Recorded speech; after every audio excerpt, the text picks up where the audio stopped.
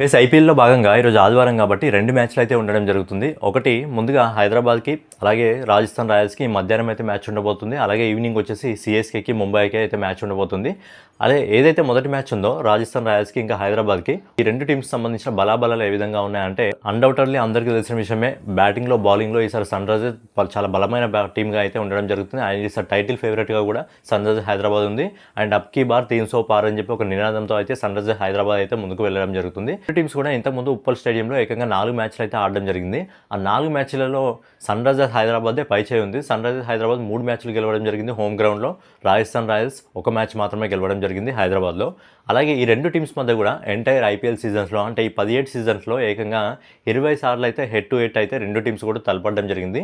So 20 మ్యాచ్ల్లో ఈ రెండు టీమ్స్ కూడా సన్ రైజర్స్ హైదరాబాద్ 11 మ్యాచ్లను అయితే గెలవడం జరిగింది. అలాగే రాజస్థాన్ రాయల్స్ 9 మ్యాచ్లను అయితే గెలవడం జరిగింది. సో పెద్దగా విన్నింగ్ రేషియోలో డిఫరెన్స్ అనేది లేదు. కానీ ఈసారి లాస్ట్ ఇయర్ కంటే ఈసారి సన్ రైజర్స్ హైదరాబాద్ చాలా బలమైన టీమ్గా అయితే మారడం జరిగింది. దానికి తోడు ఈసారి సన్ రైజర్స్కి అదనపు బలంగా చోటా బుల్డోజర్ ఇషాన్ కిషన్ కూడా బ్యాటింగ్ తోడు కావడం జరిగింది. కాబట్టి ఈసారి ఖచ్చితంగా సన్ రైజర్స్ హైదరాబాద్ ఆదిరిపోయే రికార్డులను క్రియేట్ చేస్తుందని చెప్పి ఫ్యాన్స్ అందరూ అయితే ఎక్స్పెక్ట్ చేయడం జరుగుతుంది. సో మీరేమనుకుంటున్నారు? ఈ ఉప్పల్ స్టేడియంలో జరిగే మ్యాచ్లో ఏ టీం గెలుస్తుందని మీరు అనుకుంటారని మీ అభిప్రాయాన్ని కింద కామెంట్ రూపంలో తెలియజేయండి.